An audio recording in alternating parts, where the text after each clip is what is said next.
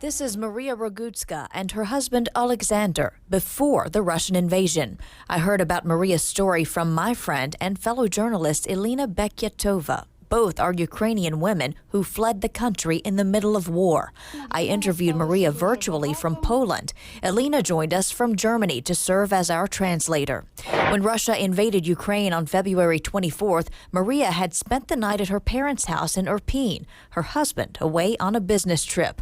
Irpin is Maria's hometown just outside of the capital city of Kyiv.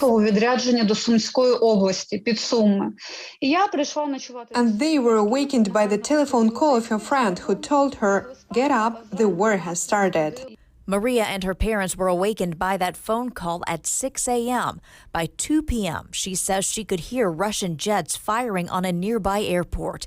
Maria's husband rejoined her in Irpin, and over the next few days, the fighting continued all around them.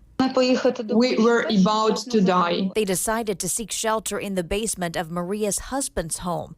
The couple's apartment was eventually destroyed by mortar fire. Her parents' home and their car also destroyed. We were just waiting for death every other minute. These are drone shots of Maria's town, Irpin. On the 10th day of the war, Maria was finally evacuated. Before that time, it was too dangerous to leave. No one knew how to get out of Irpin.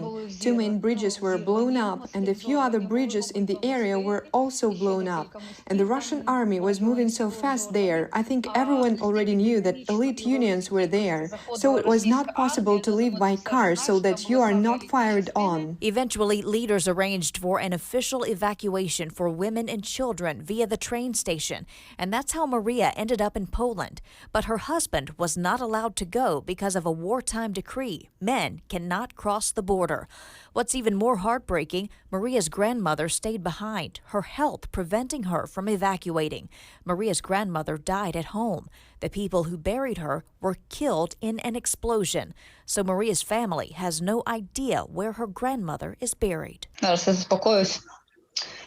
If only it was just a ruined house. My grandma died, and I still don't know where her body is. I will come down just a second. And those volunteers who wanted to bury her, their car was blown up and they died. So we don't know where the body of grandma. This is the reason why I'm not so concerned about the ruined houses.